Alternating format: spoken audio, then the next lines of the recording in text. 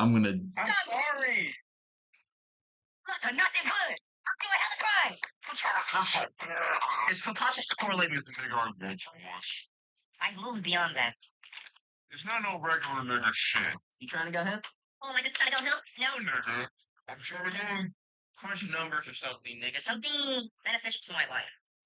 There's just something about white women. I failed the matcha, nigga.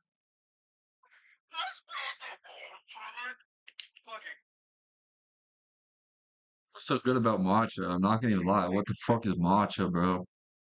I don't understand matcha anymore. Like anymore. Like I mean, in general, what the fuck is matcha? Like matcha? Like that green shit? Like what the fuck is matcha? What the fuck is matcha made out of? I'm not gonna even fucking lie, dude. Matcha? What is matcha? Also, I don't even know what the fuck. What? I want chat to reply.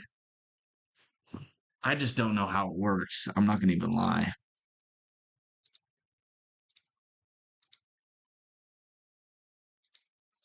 Terrible ass fucking stream. Fuck you, Day. Are you comfortable? You comfortable? No. Are you comfortable?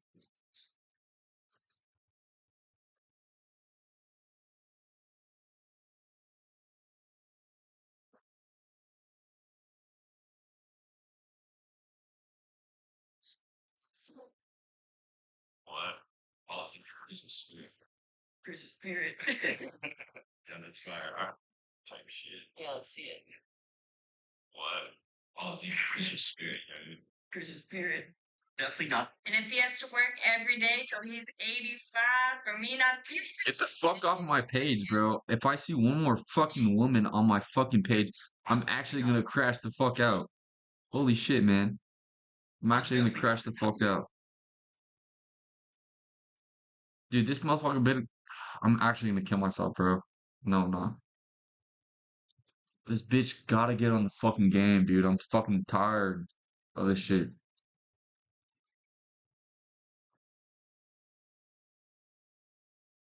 Bro, I swear, bro, this is the nut.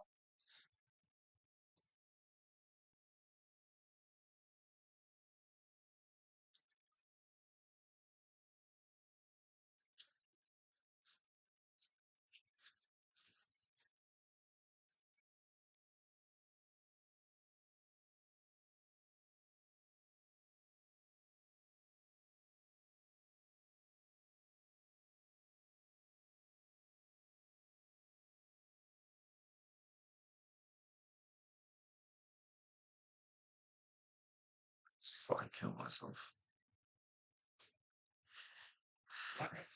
Not a waste of time. Time is not a waste of life. So let's stop wasting time and get wasted. Oh, there he is. They were spot on about him. Almost. Feeling up me about that. Turn around. The little geezer tunnel runner. Walking time. Oh, there he is.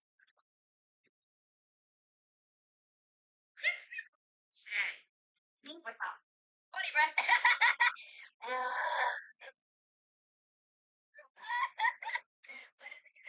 Hey, bro, I'm not gonna lie, I got dope. Catch, bro. Buddy, Brett.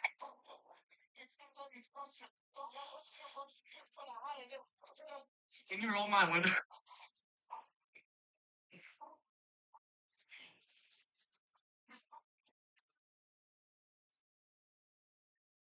How many drinks? Why is this game taking so fucking long to fucking ready to fuck up?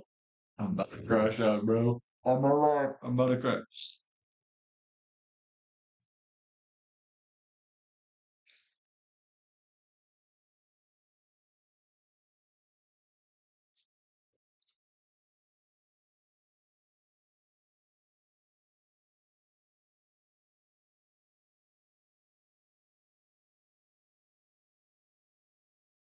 What the fuck? Why isn't this game starting? I actually almost raged right there. I'm not gonna lie. I'm gonna rage. I'm gonna rage. I'm gonna start spamming the fuck out of this button if the game doesn't fucking start right now. Right now. Right now.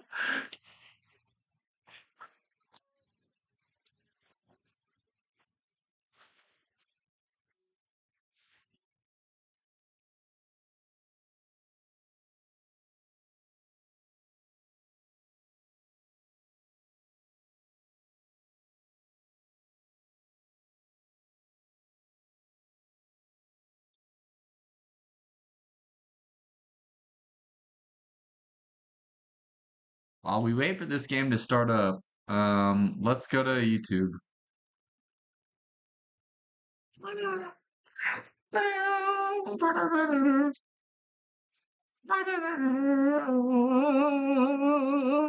Fallout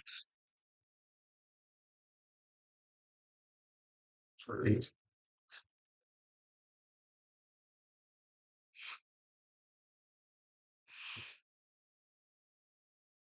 Hey, welcome back to Screen Crush. I'm Colton Ogburn, and these are all the Easter eggs, references, and little things you 59? might have missed in the Season 2 premiere.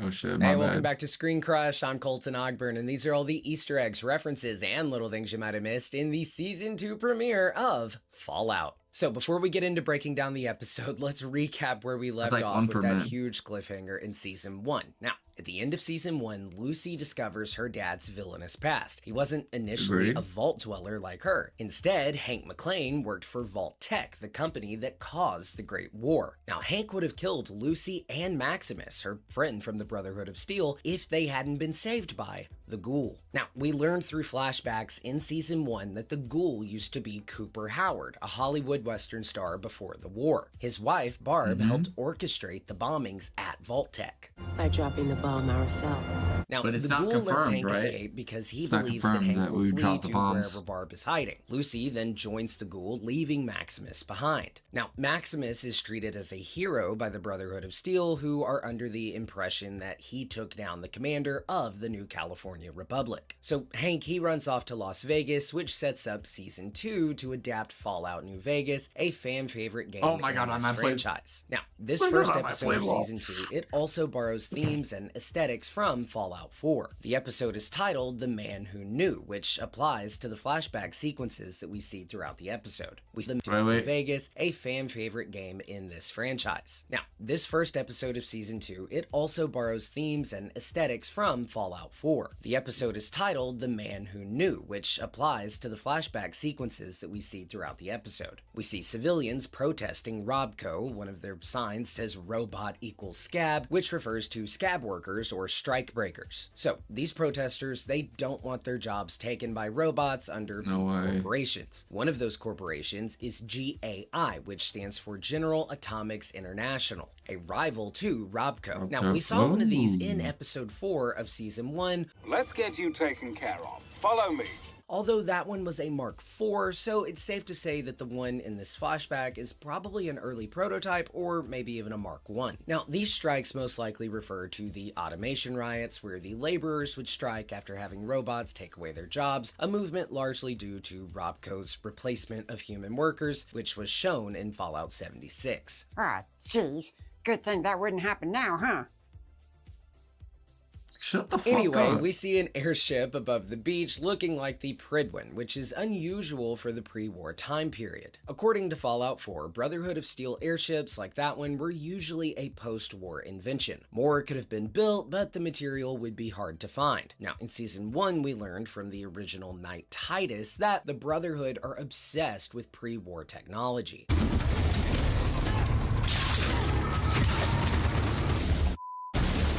So the new Brotherhood airships might be based on new pre-war inventions. Now, in a bar nearby, we see customers shaking their fist at Mr. House on the TV. Robert House is the founder of Robco, and we saw him last season in the meetings with Vault-Tec, played by Rafi Silver. Now, in Season 2, they have a different actor, Justin Theroux, playing Mr. House.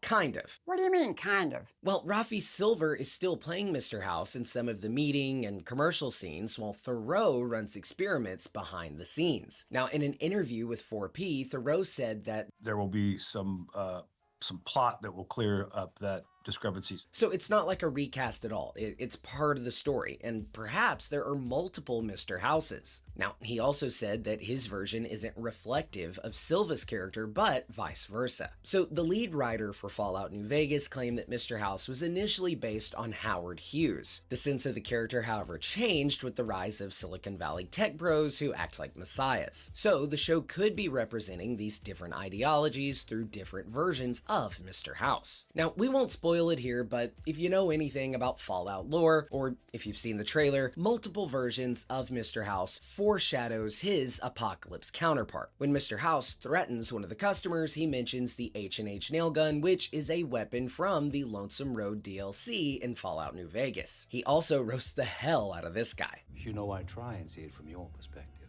but it's hard to imagine being so dim as to be caught off guard by the inevitable.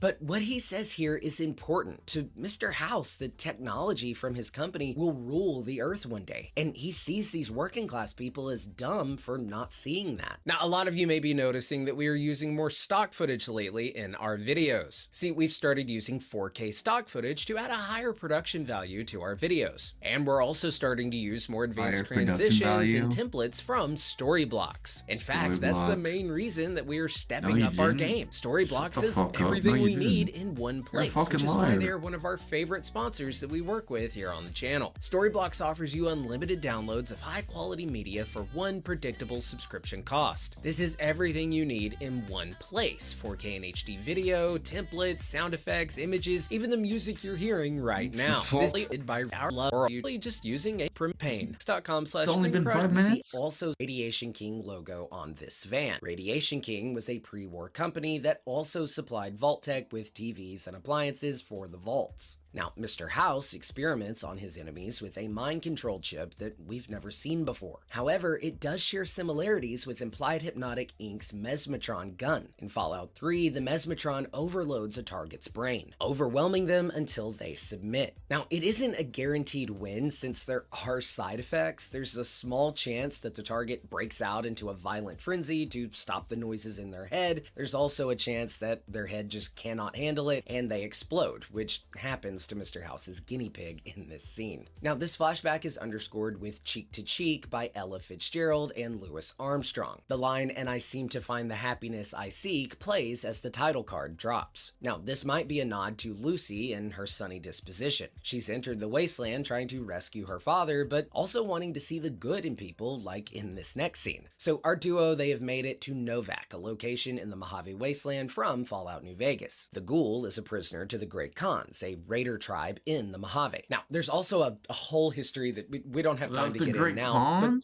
when Robert House made a claim to the Vegas area, he gave casinos and his protection to 3 tribes who ended up warring with the Great Khans and forced them to settle in Bitter Springs. Now, after tiffing with the NCR, they relocated to Red Rock Canyon in the Mojave Wasteland. For a prisoner, the ghoul is looking a lot cleaner than his Season 1 look. Now, this could just be part of the design for the new season, or it might be a subtle nod to Lucy's influence on him. The ghoul might pretend to be this cold-blooded killer, but Lucy's time with him in Season 1 softened him a bit. So the Great Khans, they hold the ghoul hostage in the Dino Delight Motel. The motel in the show, however, does differ slightly from the game, as there is typically not a pool. Now, this is also where in the game and here in the show where the Dinky T-Rex statue resides, although here in the show, he's facing the wrong way. You see, the town is usually filled with residents, and the location protector, Boone, sits in the sniper window of Dinky's mouth, but in the show, Lucy hides there to free the ghoul. So she tries to reason with the raiders, which calls back to her golden rule from Season 1. 15 years Do later. unto others as you'd have done.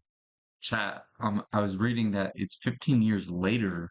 So it's like a lot of shit could happen like between then and there, and they're not trying to specifically have one canon event happen, you know, like there's a lot of choices you could have made in Fallout New Vegas, and they're not trying to have like that one specific event happen. And looks like the Great Khans took over that fucking Novak for right now, I guess. You know what I mean? And unto you. They respond in typical Wastelander fashion. Whoever kills the girl gets to eat the dog. What did he say? Nothing to, don't worry about it, buddy. So when Lucy aims at the Raiders, she intentionally shoots them in their limbs so she isn't killing anyone. So, despite her dad betraying their values, we see Lucy, that she fucking still has this bitch. optimistic point of view. This is also a reference to the VATS in the games, also known as the Vault-Tec Assisted Targeting System. This is the gameplay mechanic Fallout is most known for, where ranged attacks can select specific body parts, and the VATS show the probable accuracy for shooting each limb. Now, as the ghoul plays with his victims, the song Big Iron by Marty Robbins plays. Ooh, this is a Big Iron. prominent song for Fallout New Vegas. It plays on multiple in-game radio stations. Now, the lyrics also call back to Cooper Howard's background as a cowboy actor. Now, when Lucy and the ghoul make it to New Vegas, Lucy comments on how it looks just like the pictures. The ghoul then reveals that this is because Mr. House shot down the bombs before they landed on his territory, just like in the games. Mr. House protected his home city with the hopes of restoring it himself. So we then get a flashback to the day that Cooper Howard found out his wife was behind the bombings. Now, when Cooper rushes home to get his daughter, we see a mural of horses on the wall, probably because this mansion was paid for by his acting gigs as a cowboy. Now, Janie and Cooper standing in front of horses likens back to the opening of the show when the father and the daughter try to escape the first bomb on horseback. Now, while driving away, a practice shelter drill begins. This scene is a nod to Fallout 4's opening. The guy That's in the what I was suit and thinking, fedora low-key. coming from the Vault-Tec I van was like, looks what? exactly like the Vault-Tec representative. That's true. That's low-key true. Who comes to your house and says your family has been selected to enter the vaults. Once the leaders plan to drop the bombs, the sirens start to blare, indicating your progression into the vaults. Although, in the show, this was just a test run. So the This was a song Make the drill. World Go Away by Eddie Arnold plays, which is very apt for a show about the world being destroyed by radiation. The song is also about Cooper leaving his life behind. Running away with Janie means that his world, or his life with Barb, is going away, and now his world is just his daughter. Now, the next song is Come Go With Me by the Del Vikings from 1957. This doo-wop song has inspired many other songs, including Sean Kingston's Dumb Love. Make me dumb, dumb, dumb, dumb, dumb. Wow, wow, The suite of Cody Love. wow. So we catch up with the Vault Dwellers from last season. In case you forgot, after Hank was kidnapped, Vault 33 held elections for a new overseer, and Betty Pearson won. However, Norm learned in the season finale fucking that the sucking that shit. overseers are not Vault-born citizens, but instead cryogenically frozen corporate employees from Vault 31. These overseers are part of Bud's Buds, which Bud Askin tried to sell Cooper on in season 1. Well, I call it Bud's Buds. The basic idea is that the biggest obstacle to achievement has been the brevity of the human lifespan. Now, in the Fallout universe, each vault is an experiment for whoever owns the vault. Vaults 31 through 33 are for Bud Askin. He wants to create a group of like-minded executives who will inherit the planet once all other factions crumble. And this is partly why Lucy is so positive. Her life was a social experiment that babied the test subjects. That's also why so many of the Vault Dwellers here are incompetent or just weird. Now, Betty says Norm is participating in a leadership exchange program with Vault 31, which tells us she's still loyal to Vault-Tec. Now, somehow the brain, aka Bud, alerted her that Norm is trapped in Vault 31. Bud then confirms this later when he says, "We have a protocol for everything, including when someone goes missing from a vault. Your overseer will handle it. No one is coming for you, buddy." Now, back with Lucy and the ghoul, they come across Oh, I thought he would like lied and told everyone that was like he's in a leadership program right now to make it seem like he's like doing some shit right now, but he's actually just fucking dying in the vault to make the overseer like not blink an eye. So I think he missed out on that part. I'm not gonna even lie. an old lady whose son has been kidnapped by Hank. Just my kind of luck. Cocksucker owed me money. Now, it's not an exact That one-to-one. shit was funny as fuck. I love that This shit. sounds a lot like the side quest Order Up at Drumlin Diner from Fallout 4. There, a non-player character named Patrick owes money to a drug dealer, but he can't pay, so Did this bitch really choose a fucking female as his main character? Man, I swear those motherfuckers be weird as shit. His mother, Trudy, is on the hook for it. The duo passes a Starlight Drive-In, Wait, which wait. sounds a lot like the side quest Order Up at Drumlin Diner from Fallout 4. There, a non-player character named Patrick owes money to a drug dealer, but he can't pay, so his mother, Trudy, is on the hook for it. The duo passes a Starlight Drive-In, which is an in-universe chain from the games. The marquee shows Cooper's old movie, A Man and His Dog 3. This movie is referenced on a poster in Fallout's old movie, A Man and His Dog 3. This movie is referenced on a poster in Fallout 76, Burning Springs. And we also saw a poster for the first in the trilogy during Barb's party in Season 1, Episode 6. Now, the title is in reference to the 1975 film and book, A Boy and His Dog. Fallout creator Tim Kaine cites the book as a major inspiration for the games in both the Wasteland and a post-war United States. This film is also where they got... My sergeant was talking about that movie. Very messed up movie, apparently, I think, maybe. If I'm thinking of the same movie. Oh. What the fuck? By Mad Max 2, which in turn was inspired by A Boy and His Dog. Tim Kaine mentions that Mad Max 2 was additional inspiration for Dogmeat because Leonard Boyarsky had the film playing on repeat during the development of the game, and he made the comment that having a dog companion in the game would be, quote, really cool. Now, one character in the first game, Phil, mentions Dogmeat's former owner, which is similar to Max in Mad Max 2. Quote, oh, the guy was tall, dark-haired with a... Is that the one guy from Signs? The movie Signs? I forgot his name. But we're taking a break right now, guys. Taking a big old break. Ooh. Taking a big old break right now.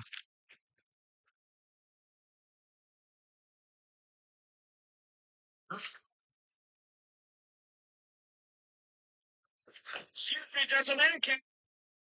Coming to you, excuse me. Excuse me. 3 o'clock at the counter, gentlemen. You are trying my fucking... Excuse me. Guys, hey guys! And we started a community of survivors. Y'all come live with us.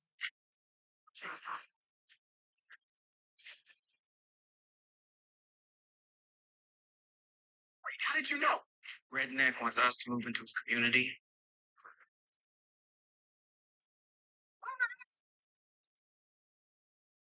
Would you let me date your daughter? Of course!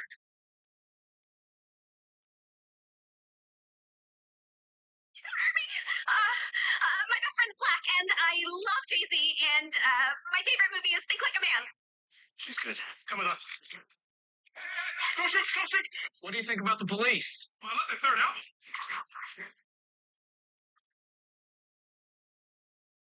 Have any money? No money! Thank God you guys showed up. I gotta get out of here. It's a silver Lexus. Just pull it right up front. And don't scuff the paint, all right? I just had it buffed.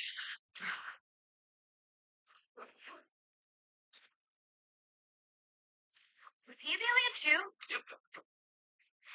Guys! Hey, guys! And we start... Ellis, you know that... What the fuck?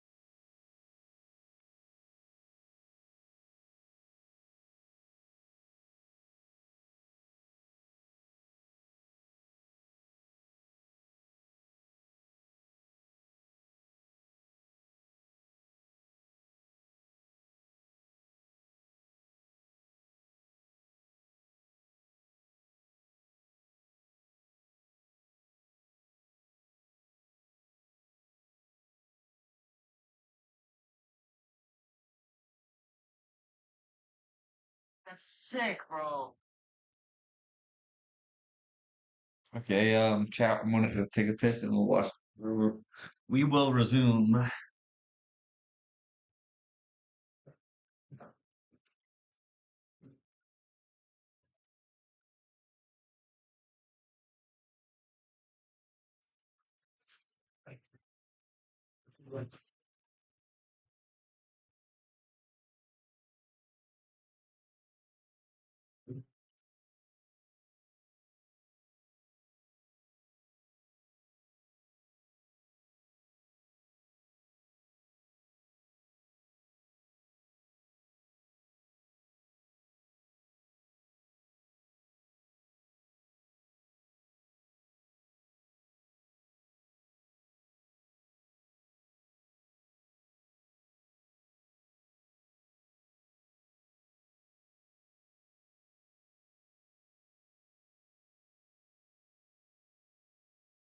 Okay, chat. We're back on. We'll see what's up right now. A little graying around the edges. He was dressed in all black leather, like that's a good idea in the desert, and he carried a shotgun. All of course in reference to Mad Max. We then get another flashback where we learn that Cooper was driving to meet Lee Moldaver. We see his daughter playing Whack-A-Kami, which illustrates the Cold War, us versus them mentality that America found itself in during this time period. This anti-communism mindset spurred many people to turn on their fellow neighbors, which caused individualism to rise as the prevailing ideology. We saw some of this in the beginning of episode 3 of season 1 when Cooper's previous writer was deemed a communist, so they rewrote the script to be less about justice and more about personal revenge. So the storyline here inspired young Hank, which we I'm not gonna lie, the fucking deep fake on this shit was fucking ass and a half.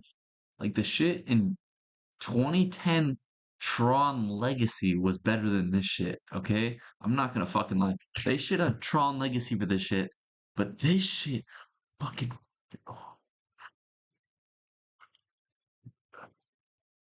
This shit right here was 10 times worse than Tron Legacy. He doesn't even look like his mouth fucking moves. Watch. Fucking bitch. to be less about justice and Watch this more shit. about personal Look at his revenge. fucking face. So the storyline here inspired young Hank, which we saw in episode 8 of season 1, but I'll There's get no emotion more into behind that in a that. bit. Anyway, Moldaver pushes Cooper to use his connections as a way to kill Mr. House. She believes that Vault-Tec will soon seal a deal with him and Robco will be the nuclear supplier. So when Cooper goes home, the news station on the radio asks, and this ties back into the name of the episode. At this moment, Cooper Howard is the man who knew. He knows Nobody knows Mr. who House pushed the will button. push that button. Now, when Barb enters the kitchen, the poster behind her reads Revenge of Brutus, which could be foreshadowing how Cooper and Moldaver's plan ends up going. Brutus is the infamous backstabber of Julius Caesar. So if we assume that Barb's betrayal of Coop's trust in season 1 makes her Brutus, what is she getting revenge for? Did she find the bug that Cooper planted in her Pip-Boy? Now, as we transition back to the Wasteland, the song It's All Over But the Crying and Caesar. So if we assume that Barb's betrayal of Coop's trust in season 1 makes her Brutus, what is she getting revenge for? Did she find the bug that Cooper planted in her Pip-Boy? Now, as we transition back to the Wasteland, the song It's All Over But the Crying by the Ink Spots begins to play. This is a classic song used in Fallout 4 and Fallout 76. Lower, but the Now, back in Vault 31, Norm is close to giving up. Bud offers him rational solutions, but Norm decides to act irrationally to break the uniformity of Bud's buds. When he thaws out all the frozen leaders, this could be an inversion of Fallout 4's opening sequence where all the Vault members die in cryo chamber, except for the player. We see Lucy and the Ghoul enter Vault 24, which is a deep cut from the games. Vault 24 is a location cut from Fallout New Vegas, and you can't visit the vault in the game, but a Vault 24 jumpsuit does exist in the game's files, but it can only be accessed through PC console commands. So they find out that Vault 24 was hypnotizing Americans to believe in communist ideologies. The video says, quote, "We choose people over product," which insinuates that the US is all about products over people, and communism is for the people. It seems like this Vault wanted to push how far the mind control technology could progress. It's possible that Vault-Tec and or Robco wanted patsies to blame the nukes on, but it wouldn't make sense to raise them in a vault during post-war times. So they follow a trail of Serial to find the old lady's son from earlier. Hank is controlling him, and he calls Lucy Sugar Bomb, just like in season 1. My little sugar bomb. He begins to cry, and his demands for Lucy to go home turn into pleas for his own sake. Go home. His head then explodes just like the guy from the flashback, so this means the technology hasn't advanced that much. And this is kind of a morbid realization for the audience. Vault-Tec and Robco permanently scarred the world, and yet each of their Vault experiments show little to no progress. They're really just lunatics. It's also really ironic to have a serial called Sugar Bombs given the premise of this franchise. Okay, so to bring the episode home, Hank finally reaches the Vault-Tec Corporation in Vegas and starts it up again. As he parades around the office, tidying up, the song Working for the Man by Ray Orbison plays, which perfectly sums up Hank's twisted mentality. Supposedly, he tries to contact Mr. House in the global comms room, which is interesting because Hank knows Mr. House is from Vegas. I'm in Vegas these days, back in your old stomping grounds, actually. So this kind of implies that Hank doesn't know where Mr. House could be. He's assuming that the rich man could be bunkered anywhere in the world. Now, what Hank says into the mic is crucial to understanding his character. He set himself free. He doesn't have to pretend to be a vault dweller anymore. He roams the wasteland in power armor. But what is he searching for? A return to the working man lifestyle, which goes counter to his individualist ideals? In season 1's finale, he praises Cooper Howard's acting. Like, that shit is fucking Cooper ass Howard's and a acting. half. Look at that shit. He praises Cooper Howard's acting.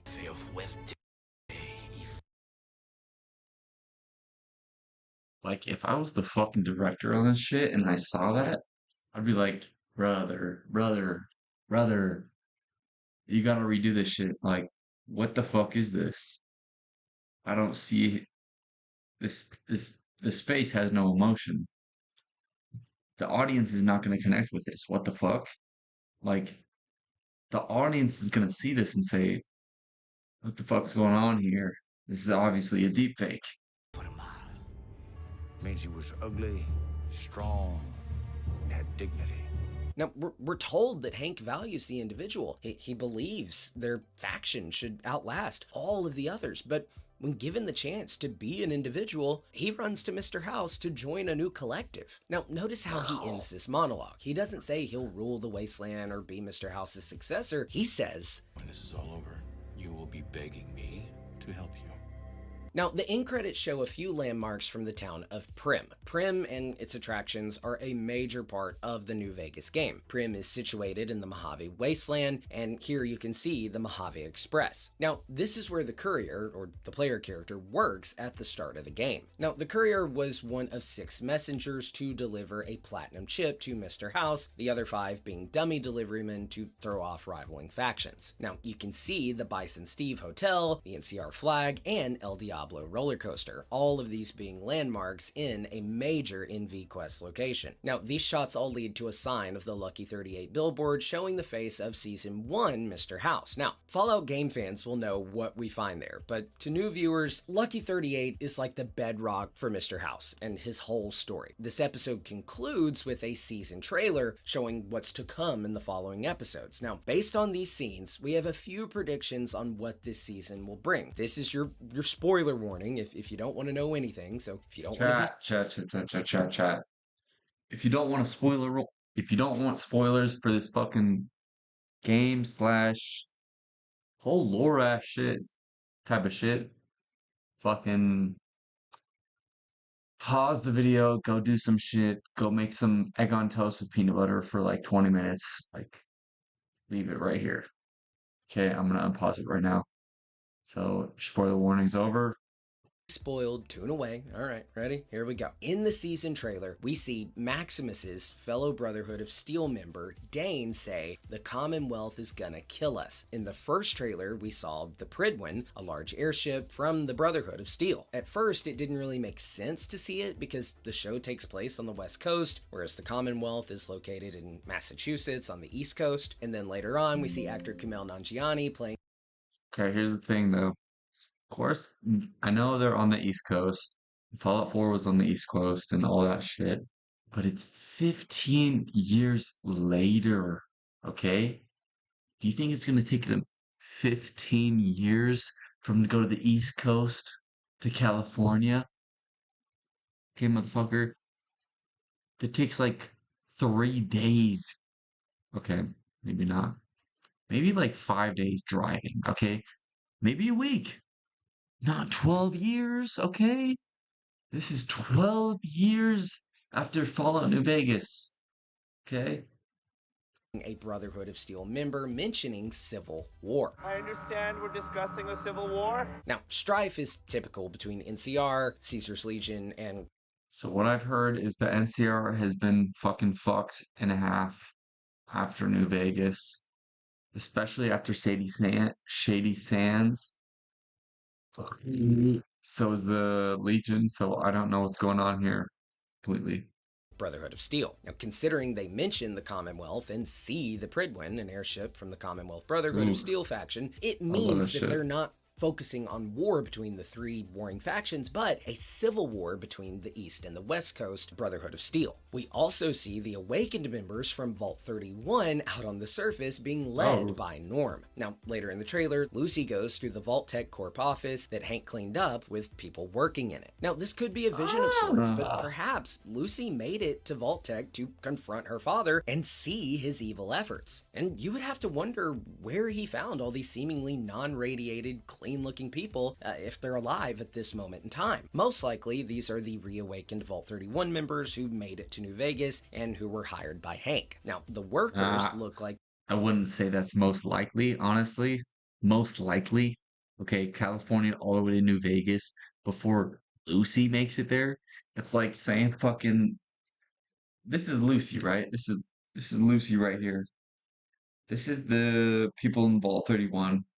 This is New Vegas.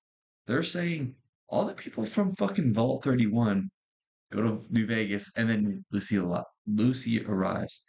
Man, bitch, I'm getting stupid. They were right out of the vault, and it would be the perfect scenario for Hank, considering that they were all meant to be the leaders of Vault. Unless they somehow got transported faster than her, like some like Underground Railroad shit, you know, like some tube shit.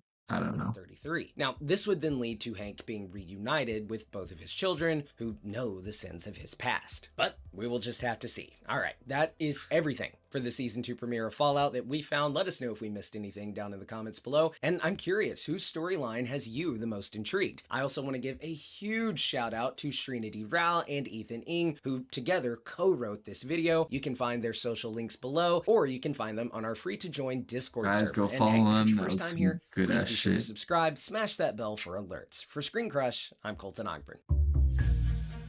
I fucking hate that dog, though. Fuck that dog. Fuck that dog. What the fuck? Okay, let's see,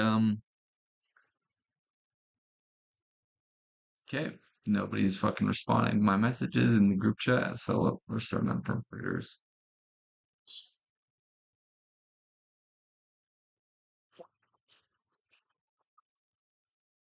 Oh, you're like Aaron. Who's Aaron? He said, what's it called there? And then you said freedom. Freedom. Nigga, am I a slave? What the fuck are you talking about? Honestly, I think that was my favorite of the trilogy. What do you think? Let's see if that YouTube shit worked.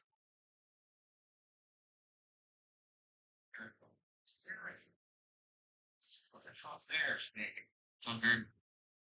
It takes like 3 days.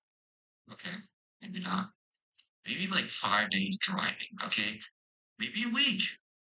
Not 12 years, okay? This is 12 years after Fallout New Vegas.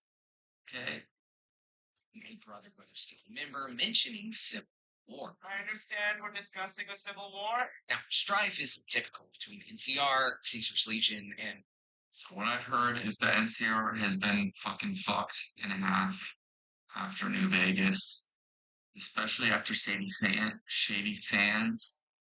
Chat, I'm just double checking if this video looks good. Okay. So is the Legion, so I don't know what's going on here.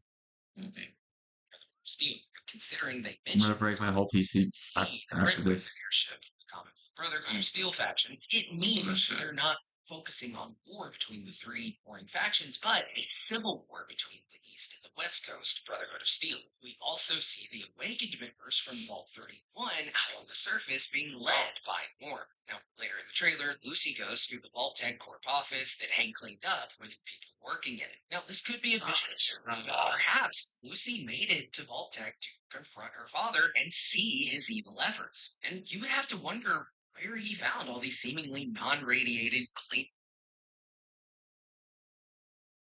I honestly think that was my favorite of the trilogy. What do you think? Oh,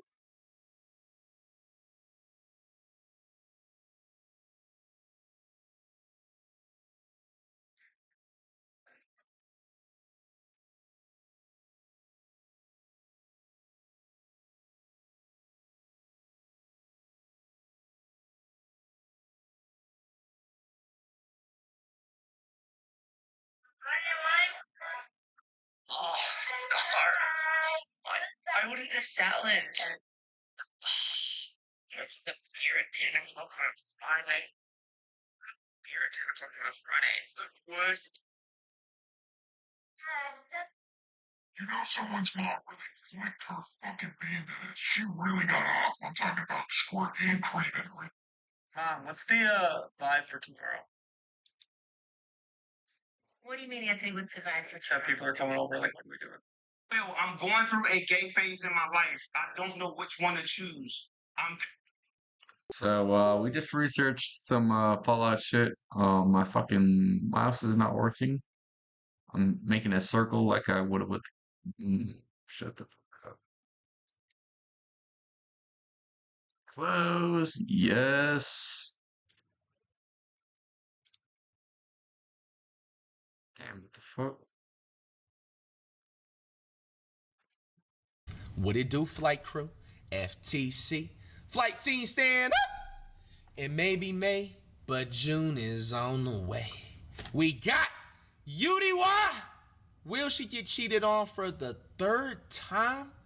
UDY Lord says, okay, bro, before I begin, whoever the girl is putting this on whoever or whatever, bro. Hey, that's the same shit I use. 3 times you got cheated on, bro. I'm not gonna lie to you, bro. That's absolutely diabolical. 1 time is enough. Ladies, know your worth. You're gonna let a dude cheat on you 3 times and still stay and then have the nerve to do a loyalty test. You already know your answer. The man is not loyal. He will cheat on you with the puppy ant if he had a chance. Why are you here doing a loyalty test, wasting everybody's time? But maybe people want to give the 4th time as a charm. You guys know how we rocking over here, man. Best relationship advice giver on the net. You should not be in a relationship if you feel like you should not. If you cannot trust your significant other. It is the summer coming up. Have your fun in the summer. Be on your grind and get your money in the summer. Don't be focused on stressful relationships, bro. All right? That's the easiest thing.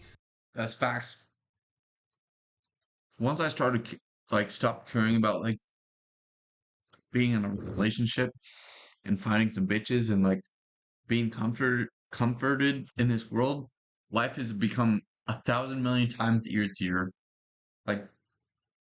Bitch, motherfuckers in fucking war or who get plane crashed and not see anybody in fucking 5 years survive that shit. You can survive too. Don't fucking worry about it.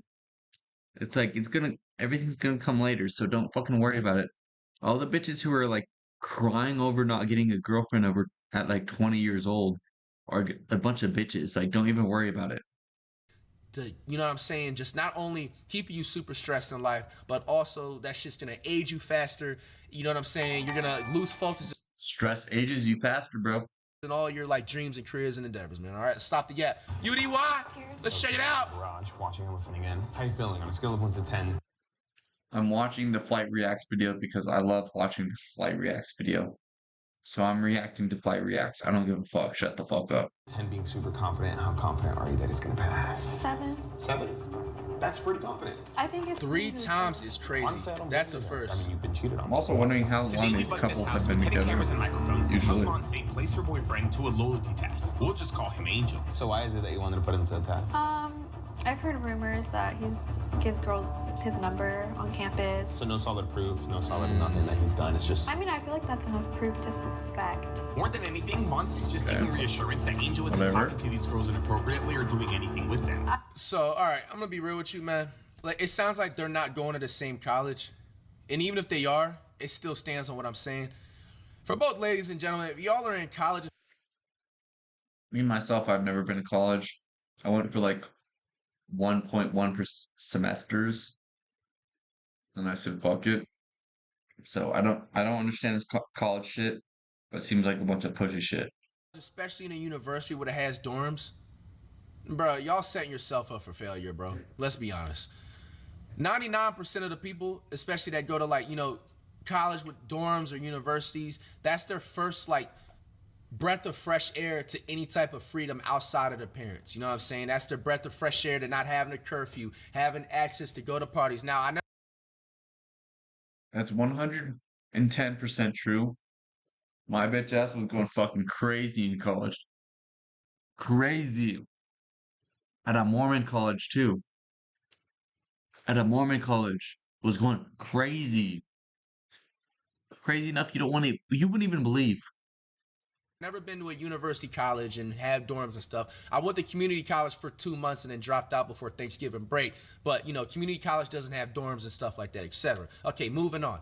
When you got all that type of freedom and access for the first time, bro, nobody's going to be loyal, bro. It's just not going to happen. Now, I will say in some rare instances, for people that are really, really loyal, for the 1 percentile, for both ladies and gentlemen, it is possible for you to have like a high school sweetheart and stuff like that, and them to be loyal throughout college, but it's very unlikely, bro. I even forgot, shout out to the chat, they got college parties damn near, I believe, every day of the week, right? You know what I'm saying, bro? Nobody's gonna stay loyal. You're coming into your freshman year in college, bro, in a university, you are just begging to get hurt in a relationship. You've already should have been out of the relationship. He probably smashed multiple chicks after college parties. You're wasting your time on a loyalty test. I'm too scared to look through his phone to see Like like, what he's that's texting right now. them. Oh. I don't know. I don't want to be that person. Gotcha. I don't want to be that girlfriend. I know his password. Which is good. Which is good. I've always said that, bro, you in a relationship, you don't ever want to start getting in the habit of looking through people's phones. I'm going to tell you this. Even if you don't find something, you're going to find something. Let me repeat. You go through somebody's phone for that one time. All you're gonna find is that girlfriend ASMR shit, bro. Like, you're not finding any other shit than that, for me, at least. Even if you don't find something, you will find something. You will lose sleep. You won't be able to eat for a week. It'll create traumatization. Take my advice. I'm not saying this for my health. Do not go through that phone. If you just feel like he or she is doing you wrong, just leave the relationship. That's the best thing to do, man. Tempted to look through his phone, but it's just What's going on, I've Sheaf? been cheated on in the past, you know what I mean? Okay. And You said every single guy you've dated has cheated on you. it's only been 2, But they both cheated on you. yeah. It's like a pattern. I feel like I have a pattern. I just go for cheaters. Do you feel like you may be bringing past relationship skepticism into this one? Because Yeah, it's happened multiple times. have you shared that with him? Like, Now, I won't give any red flag. Well, I do gotta give a red flag on Buddy. He said that he's getting numbers or whatever. I have for a flag, but for the girl, I'm not giving a flag. But she mentioned about that she seems to like choose like cheaters and stuff like that. Also, you gotta also, you know what I'm saying, put in perspective. Sometimes people choose the wrong type of people that they want to be in a relationship with, and that can be their fault and fall back on them at the end of the day. you're struggling to So trust. sometimes that's also a personal issue with herself. You know, you got to choose better guys for yourself. I don't want to be too vulnerable yet. Our goal was to get Angel to this house so that our decoy Triana could hit on him and ask him on a date. Let's see how far he goes. I mean, if he shuts it down, then okay, that's fine. Hopefully it is your past experiences, you're just projecting. Yeah. But I mean, based on what you're saying, like, I'm not getting a good vibe. I feel like I could get him to sway. I'm surprised Monse got into another relationship after being cheated on. But I mean, I get it. She might just be a lover girl, and this time it might be different. Honestly, she seems really confident, Yeah. which is a good thing, and at the same time, it's a bad thing, because, like, I don't know if he's strong enough. Why are you so confident that you're gonna Just get? my experience with men, like, I find that men are very easy to sway. At least from my perspective. Loyal men are easy to sway. Any man. It could Okay, wait, 1 second. I understand.